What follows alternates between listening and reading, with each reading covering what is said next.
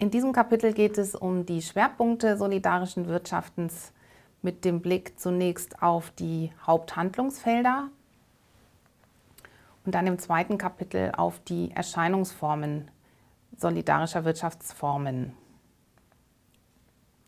Die Lernziele für diese Episode sind, dass Sie die Handlungsfelder solidarischer Ökonomien genauer kennenlernen und auch zweitens deren strategischen Beitrag zur Transformation erkennen.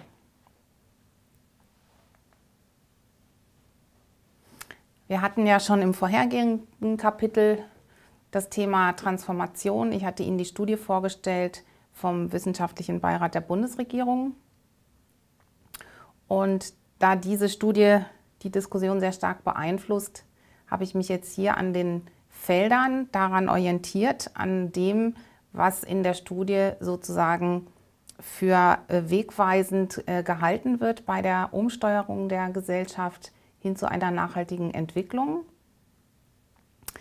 Das sind natürlich die Felder mit der größten Hebelwirkung. Ja, also das heißt, die Bereiche, in denen natürlich auch momentan die höchsten CO2-Emissionen stattfinden, der höchste Ressourcenverbrauch stattfindet und die höchste Abhängigkeit auch von fossilen Energieträgern vorhanden ist.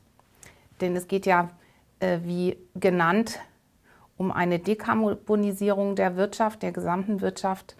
Und da sind eben in der Studie die Felder genannt: Energie, Stadtentwicklung und Landnutzung. Energie deswegen, weil das der Sektor ist, der am meisten CO2-Ausstöße verursacht und natürlich noch überwiegend auf fossilen Energieträgern beruht. Stadtentwicklung deswegen, weil einfach der Trend weltweit hin zur Urbanisierung ungebrochen ist. Man rechnet damit, dass bis 2050 circa 6 Milliarden Menschen in Städten leben werden. Das heißt, die Städte werden natürlich auch zu Transformationsfeldern der besonderen Art durch die hohe Verdichtung der Bevölkerung, natürlich auch der Informationen, der Mobilität etc., aber auch des Ressourcenverbrauchs, wird in den Städten ein Hauptanker der Transformation liegen.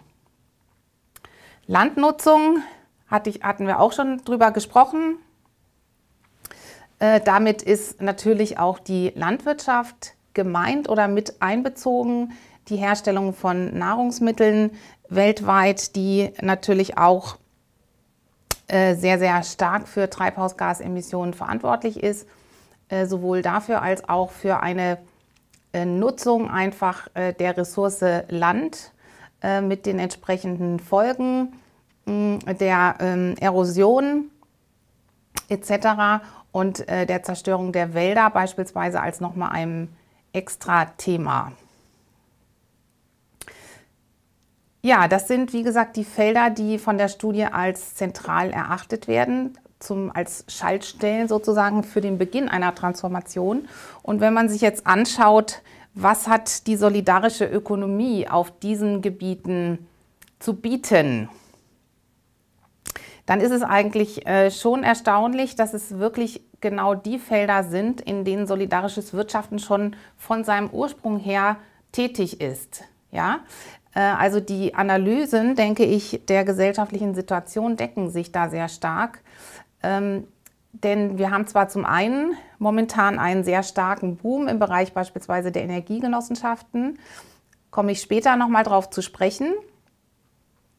Aber zum anderen sehen wir, dass das auch schon tradierte Formen sind. Ja, also die Energiegenossenschaften gab es schon zu Beginn des 20. Jahrhunderts und sie waren ein Hauptstandbein der Elektrifizierung in Deutschland und damit auch der Infrastrukturentwicklung. Dasselbe gilt für Wohnungsgenossenschaften, die auch schon in den ersten Gründungswellen der Genossenschaften die zentralen Handlungsfelder darstellten, weil es ging ja bei den Genossenschaften darum, die Grundbedürfnisse der Arbeiter abzudecken. Darüber hatten wir ja gesprochen ausführlich. Und dazu gehört natürlich das Grundbedürfnis nach Wohnraum, nach adäquatem, bezahlbarem, sauberen Wohnraum Sie erinnern sich an die Situation damals in den Großstädten, die dadurch gekennzeichnet waren, dass man also extrem schlechte Wohnverhältnisse hatte, sich also wirklich stapelte auf engstem Raum, teilweise noch darauf angewiesen war, die eigene Einraumwohnung, wo schon circa 14 bis 20 Menschen lebten, auch noch teilweise unterzuvermieten, während man in der Fabrik arbeitete. Ja? Auf dem Hintergrund sind die ersten Wohnungsgenossenschaften entstanden. Ganz klar aus der Zielsetzung heraus, hier ein menschenwürdiges Wohnen für die Arbeiterinnen und Arbeiter zu schaffen. Das Gleiche gilt im Bereich der Landwirtschaft. Hatten wir auch schon drüber gesprochen gestern. Die Raiffeisenlinie der Genossenschaftsentwicklung ist speziell auf dem Gebiet der ländlichen Entwicklung unterwegs, also Handelszusammenschlüsse, aber auch die Unterstützung sozusagen der Kleinstlandwirtschaft gegenüber der monopolisierten industriellen Landwirtschaft. Das gehört zum Ureigensten, was Genossenschaften in diesen Feldern leisten. Und wenn wir uns anschauen, was ist momentan die Entwicklung in diesen Sektoren, dann ist es auch so, da kommen wir später noch drauf, noch genauer drauf, dass die Energiegenossenschaften eine ganz, ganz zentrale Rolle spielen in der Energiewende, die wir derzeit erleben, also in dem Strukturwandel des Energiesektors. Nachweislich wird dieser Strukturwandel von Bürgerenergiegemeinschaften geleistet.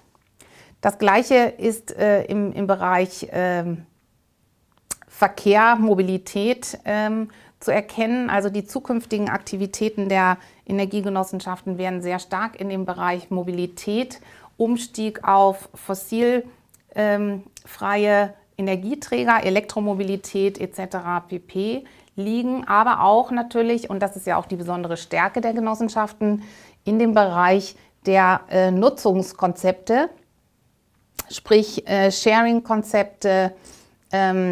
Genossenschaften stellen beispielsweise die Infrastruktur und die Nutzerinnen oder die Mitglieder nutzen die Infrastruktur und kommen dadurch in die Situation, dass sie sich auch beispielsweise ein teures Elektroauto dann leisten können. Dieses wiederum als ganz klarer Beitrag auch zur Reduktion der privaten Mobilität, denn das ist ja auch ein zentraler Hebel, der einfach bedient werden muss, wenn wir von Verkehrswende, Mobilitätswende langfristig sprechen. Im Bereich der Wohnungsgenossenschaften gibt es auch noch ein sehr viel breiteres Spektrum.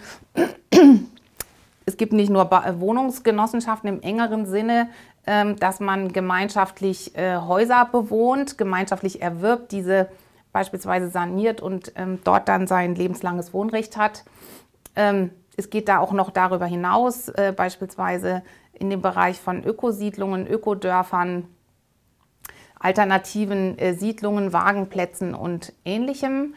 Also auch da ist die Palette recht bunt. Und im Bereich der Landwirtschaft haben wir eben das mittlerweile sehr bekannte Modell der solidarischen Landwirtschaft oder auch der Community Supported Agriculture, kommt ursprünglich aus den USA.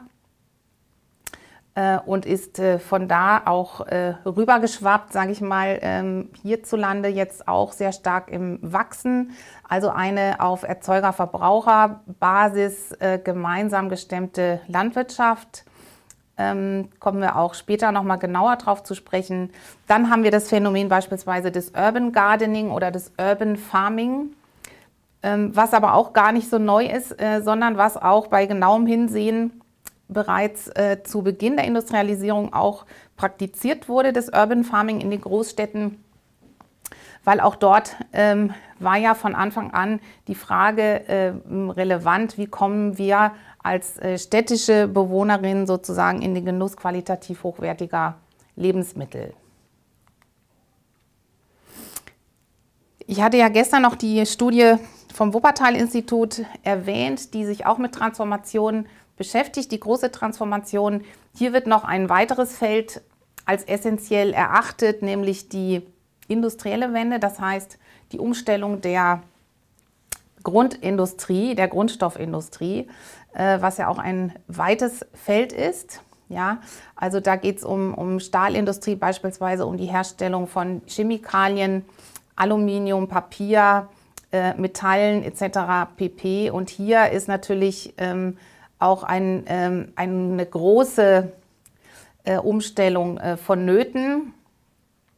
Da ist es so, dass die solidarische Ökonomie jetzt noch nicht so weit fortgeschritten ist, zumindest in den Bereichen, die wir im Moment schon entwickelt haben. Es gibt allerdings auch Konzepte für diesen Bereich.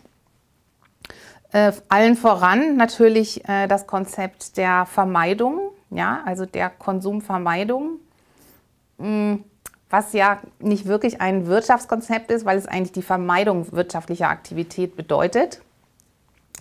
Aber natürlich bedürfnisorientiert gesprochen dennoch eine wirtschaftliche Handlung ist, ja, wenn ich etwas nutze, was mir nicht gehört. Ja? Also das ist sozusagen die Intention, auch die Massenproduktion von Waren des täglichen Bedarfs einfach einzuschränken und damit den Ressourcenverbrauch drastisch zu drosseln. Dann haben wir auch so Ansätze von Kreislaufwirtschaft, die auch in der solidarischen Ökonomie eine Rolle spielen, also Cradle-to-Cradle-Konzepte. Das heißt, es ist nicht direktes Recycling, sondern es ist die Herstellung von neuen Waren aus bereits genutzten Waren. Bekannt geworden ist da ein Beispiel aus der Teppichindustrie, wo erstmals so ein Produktionsverfahren gelungen ist, indem man einfach benutzte, indem mehrere Firmen mittlerweile machen das, dass sie genutzte Teppiche wieder aufbereiten und aus diesen wieder neue Teppiche herstellen. Ja? Also das gilt auch natürlich als revolutionär innerhalb der Produktion von Waren und Gütern des täglichen Bedarfs. Dann ist zu erwähnen auch noch die Blue Economy, hatten wir auch schon mal kurz angerissen, auch ein Ansatz, der solidarischen Ökonomie nahesteht und der sich sehr stark an der Entwicklung der Natur orientiert und darauf setzt, dass letztendlich alle Waren und Güter des alltäglichen Bedarfs auch aus natürlichen Materialien herstellbar sind. Und da liegt der Fokus letztendlich auch in der Entwicklung in der Produktentwicklung solcher beispielsweise ein Tisch natürlich aus Holz lediglich herzustellen und nicht aus Kunststoffen oder auch Kleidung aus natürlichen Fasern, und zwar nicht nur Hanf oder Leinen, sondern auch beispielsweise aus bestimmten Bakterienzusammensetzungen herzustellen. Das ist eben auch noch ein sehr weites Feld. Ja, im Energiebereich ist es mittlerweile so, dass in Deutschland aktuell ca. 33% des Energiebedarfs aus erneuerbaren Energien abgedeckt werden. Tendenz ist steigend. Sie kennen alle die Zielsetzungen der Energiewende. Bis 2050 sollen es 80% sein, die aus erneuerbaren Energien gewonnen werden. Und da ist eben für den Genossenschaftssektor ganz wichtig, insbesondere eben im Bereich von Stromgewinnung, dass hier insgesamt über 40% der Anteile dieser erneuerbaren Energienproduktion in der Hand von Privatpersonen liegen. Und es sind in der Regel genossenschaftlich organisierte Bürgerinnen und Bürger, also ein sehr, sehr hoher Anteil mittlerweile. Und wie gesagt, Studien zeigen zunehmend, dass das, was an Energiewende aktuell vorhanden ist, in den letzten 10 bis 15 Jahren in Deutschland entstanden ist, dass das hauptsächlich von Bürgerinnen und Bürgern geschultert worden ist. Im Wohnungsbau ist es so, dass eine Wohnungsgenossenschaft, also in Deutschland gibt es ca. 2000 Baugenossenschaften derzeit mit mehr als 2 Millionen Wohnungen und mehr als 3 Millionen Mitgliedern. Allein in Berlin beispielsweise werden über 80 Wohnungsbaugenossenschaften mit mehr als 180.000 Wohnungen verwaltet. Das heißt, es ist über 10% des gesamten Wohnungsbestandes Berlins genossenschaftlich geführt. Das ist ein erheblicher Anteil und die Wohnungsbaugenossenschaften gewinnen auch an Attraktivität, weil sie einfach die Vorteile von Eigentum verbinden mit einer gewissen Flexibilität. Ja, also zum einen ist es so, dass natürlich der Aufwand des Eigenkapitals sehr viel geringer ist in einer Wohnungsbaugenossenschaft als beim privaten Häuslebau, sage ich mal, weil durch die Genossenschaft es eben möglich ist, dass man nur einen bestimmten Eigenanteil in Form von Geschäftsanteilen in die Genossenschaft einbringt und sich damit aber mit dem Einbringen von Geschäftsanteilen das Eigentumsrecht sichert und auch das lebenslange Wohnrecht sichert. Ja?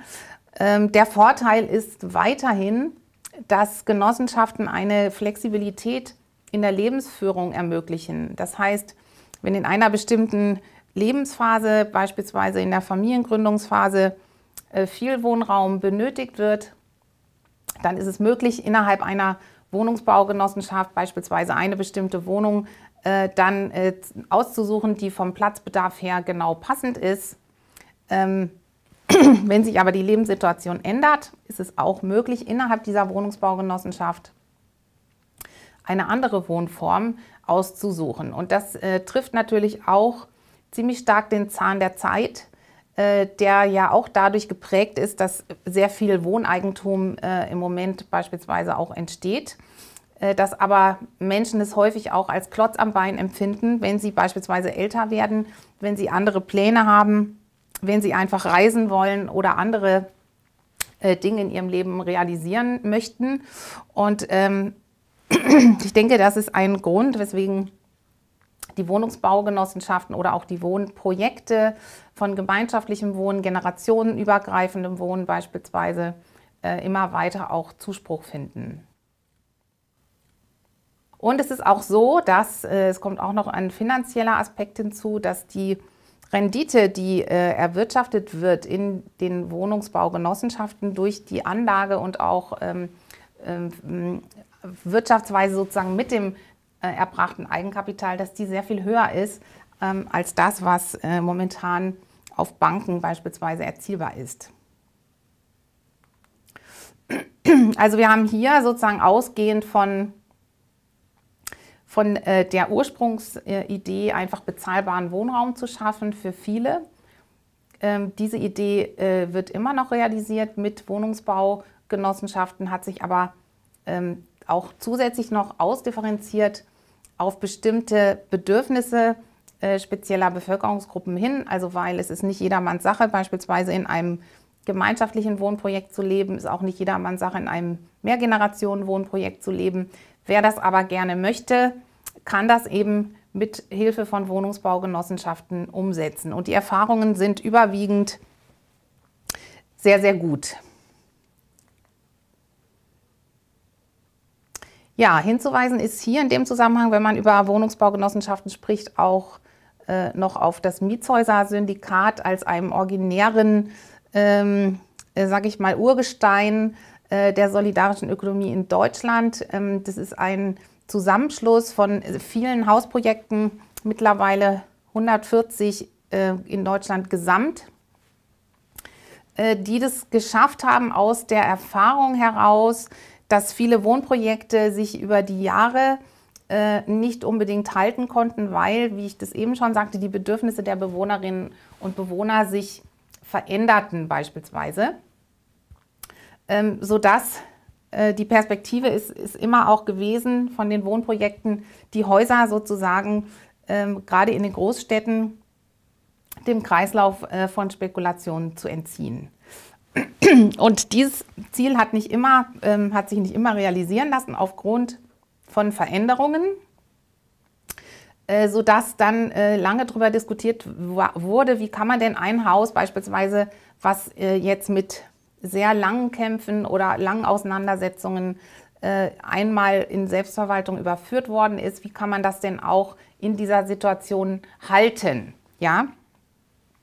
Und da ist eben im Mietshäuser-Syndikat ein sehr, sehr ausgeklügeltes Geschäftsmodell entwickelt worden, was eine gegenseitige Unterstützung dieser Wohn- und Hausprojekte ermöglicht, indem, Sie sehen es auf der Folie, ein Solidarbeitrag geleistet wird von den etablierten Wohnprojekten an sich in Gründung befindende Hausprojekte, die ja in der Regel auch Schwierigkeiten haben, an Kapital zu kommen, die lange Anlaufphasen brauchen, die manchmal auch nach 1, 2 Jahren Vorplanung auch dann scheitern in dieser Zeit, aber trotzdem natürlich auch finanzielle Ressourcen benötigen, Beratung benötigen, Unterstützung bei der Konzeptentwicklung benötigen. All diese Dinge kann Mietshäuser-Syndikat durch den Zusammenschluss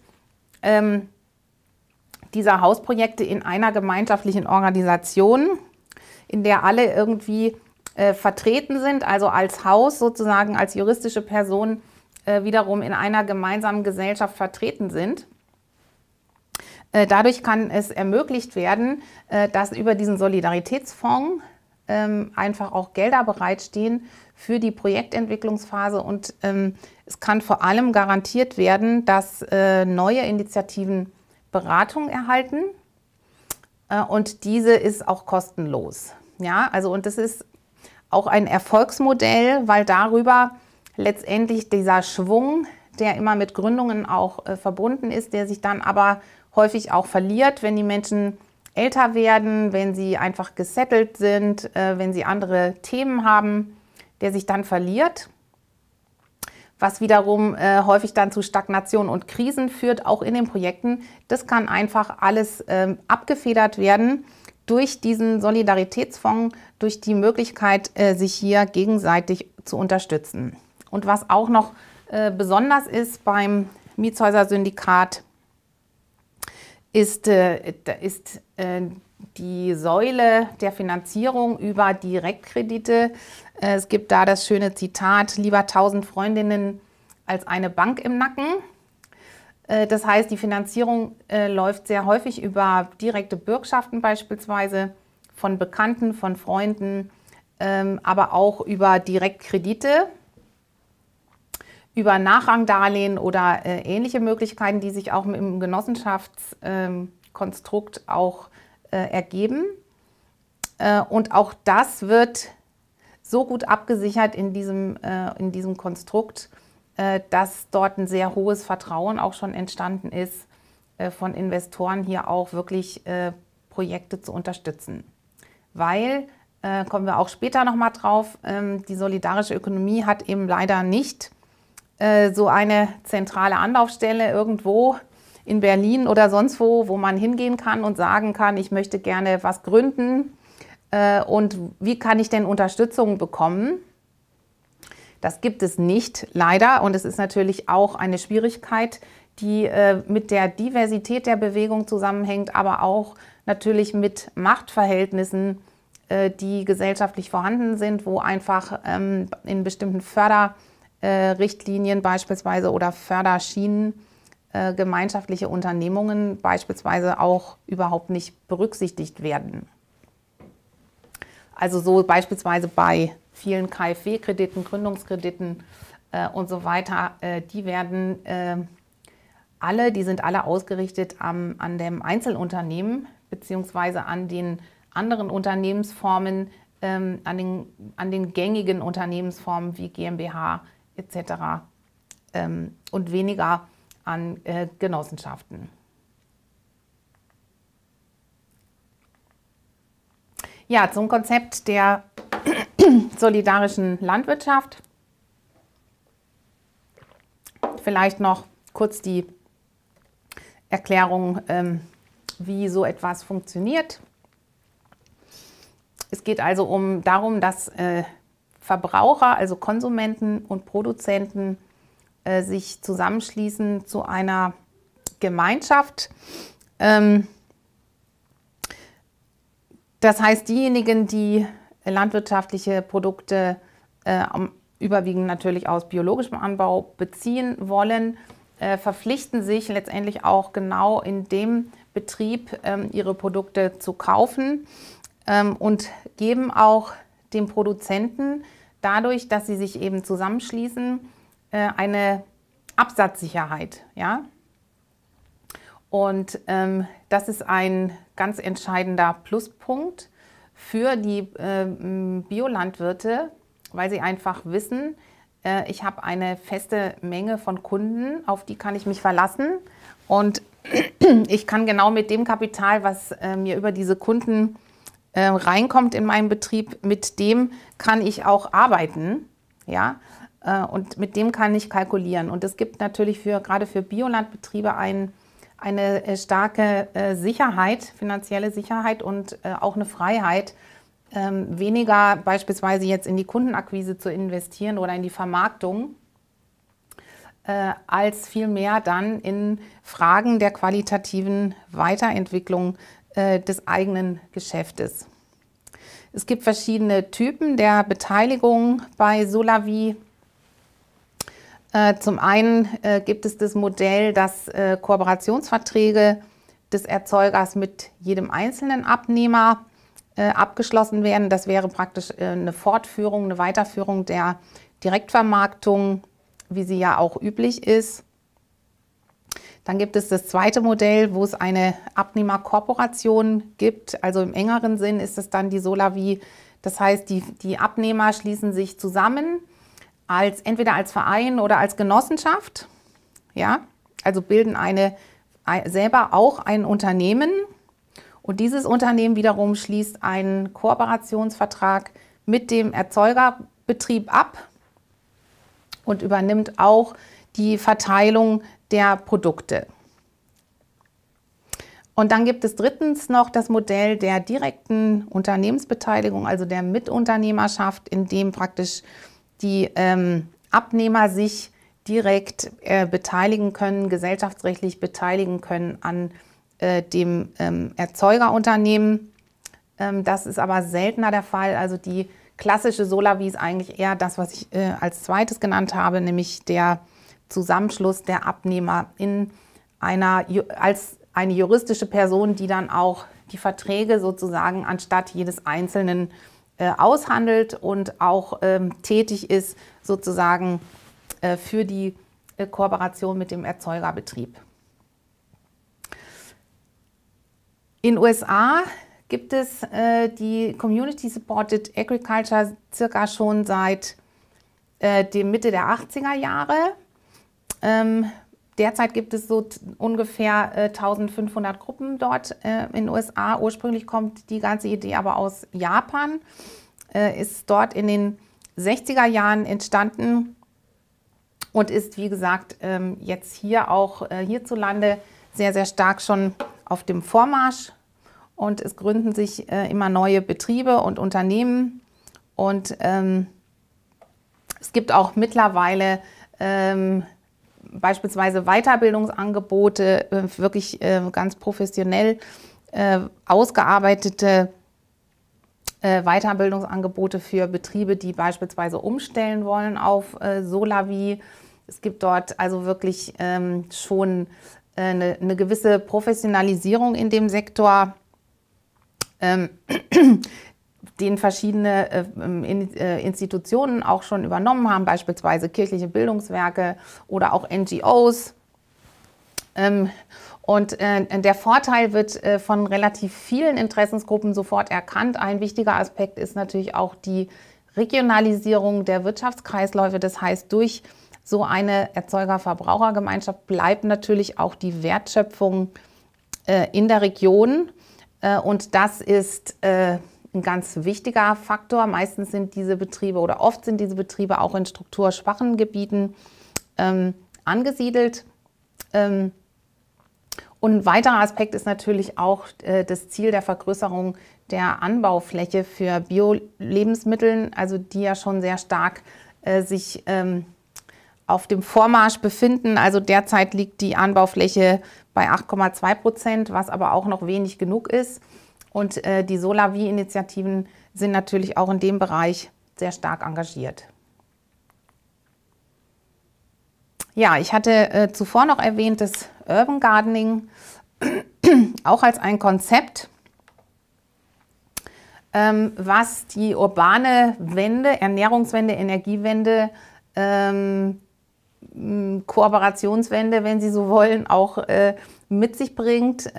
Auch da gibt es sehr viele Vorläufer schon von dem Urban Farming in Form beispielsweise von Guerilla-Gardening-Gruppen in Großstädten, die letztendlich sehr häufig auch politische Aktivisten waren, die auf das Problem der Ernährungswende beispielsweise aufmerksam machen wollten, die auch das Thema zu wenig Grün in der Stadt beispielsweise durch spektakuläre Aktionen in den Vordergrund stellen wollten, also indem sie beispielsweise Betonwände bepflanzt haben und ähnliche Dinge. Mittlerweile ist aus diesem Urban Gardening aber auch schon ein richtiger Unternehmenszweig geworden. Sehr bekannt ist der Prinzessinnengarten in Berlin geworden, der auch sehr viel öffentliche Aufmerksamkeit erregt hat, auch auf einer Fläche am Moritzplatz in Berlin stattfindet, der schon Geschichte geschrieben hatte. Schon in vorherigen Auseinandersetzungen um eine Stadtautobahn ging es genau auf der Fläche auch schon immer sehr, sehr stark um Auseinandersetzungen im Planungsverfahren, Auseinandersetzungen mit der Stadtverwaltung und auch das Einfordern von Beteiligung. Das heißt, auch Prinzessinnengarten ist sozusagen mitten in einem extrem verkehrsbelebten Bereich angesiedelt und besteht dann auch darauf, genau in diesem Bereich auch Lebensmittel anzubauen. Und das ist mittlerweile auch sehr stark schon professionalisiert, wie Sie auf dem Foto sehen. Gibt es inzwischen auch Formen des mobilen Anbaus von Lebensmitteln, der also beispielsweise in Säcken stattfindet, in transportablen Containern stattfindet, die man ganz, ganz schnell auch von A nach B bringen kann, der also auch nicht mehr fixiert ist auf ein bestimmtes Gelände, sondern mobil ist. Das ist auch ein Novum in dieser Bewegung. Ja, und die Attraktivität von Urban Gardening oder Urban Farming, also Urban Farming ist dann nochmal eine Stufe weiterentwickelt, hin zu wirklich systematisiertem Anbau von Lebensmitteln, der beispielsweise auf Dächern erfolgen kann. Also bekannt ist so der Sprossenanbau oder Pilzanbau auf Brachflächen, beispielsweise auf Dächern von brachliegenden Gebäuden. Oder auch Indoor Farming, das ist auch sehr stark auf dem Vormarsch mittlerweile, wo dann auch in entsprechenden brachliegenden Flächen und Gebäuden auch Indoor-Anbau stattfindet mit speziellen neuen Technologien. Dieser Sektor ist also auch sehr, sehr stark im Aufbruch und bringt auch in die Debatte immer wieder das Thema ein, wie wollen wir uns denn in Zukunft eigentlich ernähren? Ja, also bei dem rasanten Bevölkerungswachstum, von dem wir ausgehen, bei den ganz klar erkennbaren Grenzen der Ressourcen, die vorhanden sind, an fruchtbarem Boden, an zugänglichem Land und an zugänglicher Fläche überhaupt. Wie soll das denn überhaupt funktionieren? Und insofern sind auch gerade die Urban Gardening und Urban Farming Initiativen sehr zukunftsweisend, indem sie einfach sagen, jeder Platz kann und muss auch genutzt werden für den Anbau von Lebensmitteln. Denn nur so ist es möglich, dass wir überhaupt noch irgendetwas haben, was den Namen Lebensmittel verdient. Ja? Also indem auch dann entsprechende Nährstoffe beispielsweise vorhanden sind, die wir Menschen natürlich benötigen und von denen es ja auch nachgewiesenerweise immer weniger in den Lebensmitteln gibt, die wir so verzehren. Ja, ein ganz anderes Beispiel, wie so ein Gedanke umgesetzt wird, ist das Konzept der essbaren Stadt. Da ist besonders die Stadt Andernach zu nennen, die sich selbst das Profil gegeben hat, essbare Stadt. Und können Sie sich mal ein bisschen auch auf der Seite der Stadt anschauen. Sehr, sehr schön entwickelt, planerisch gestaltet. Die Rückkehr sozusagen von Nutzpflanzenanbau in ein historisches Altstadt-Szenario, sage ich mal so, wo man ja früher sage in Anführungszeichen, gerade die Nutzpflanzen natürlich aus der städtischen Kultur verbannt hat, weil sie ja ländlich waren, beziehungsweise an die Landwirtschaft erinnerten und daher sozusagen der bürgerlichen Kultur der Stadt nicht angemessen waren. Ja? Also man unterschied ganz klar zwischen Kulturpflanzen und Zierpflanzen und eben Nutzpflanzen. Und hier sehen Sie, wie auch ein solches Konzept durchaus veränderbar ist, wie auch da die Werte, die Bewertung von Pflanzen und von Gartenbaukultur sich ändern kann, ja, indem eine Stadt beispielsweise jetzt einfach sagt, okay, wir machen das, wir sind jetzt essbare Stadt und wir treten dafür ein,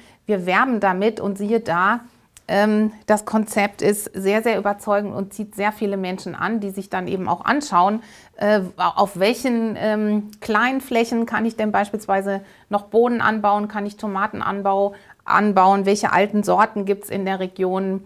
Das entwickeln sich meistens auch über diese Flächen dann zusätzliche Formen von solidarischem Wirtschaften in Form beispielsweise von Pflanzentauschbörsen, Saatguttauschbörsen, kleinen Gruppen, die sich gegenseitig wieder beibringen, wie man denn überhaupt gärtnert, weil das Wissen ist ja auch überwiegend verloren gegangen. Dann gibt es teilweise Sprachkurse, Integrationen von Geflüchteten, die dort stattfinden und das alles. Und das ist das Schöne an dieser Bewegung, das alles ist sehr, sehr informell möglich und auch ohne große Unternehmensgründungen oder ähnlich aufwendige Dinge, sondern sehr niedrigschwellig und hat eben auch von daher eine große Strahlkraft. Ja, und abschließend möchte ich noch hinweisen, es gibt dieses Konzept des Urban Farming auch mit staatlicher Unterstützung. Dafür ist Kuba ein Beispiel. In Kuba kommen mittlerweile fast 2/3 der Lebensmittel aus den Urban Farms. Ja, und Sie sehen hier auf dem Foto eben einen Mann, der dort sein Feld beackert, direkt vor Wohngebieten. Und auch, also das wird dort staatlich gefördert, aufgrund der Situation, der Lebensmittelsituation und der Ernährungssituation, die ich schon skizziert habe. Also ein weites Feld und die solidarische Ökonomie hat dort im Grunde schon sehr viel beizutragen. Man kann davon ausgehen, dass diese Konzepte noch weiter ausgefeilt werden und sich weiterentwickeln.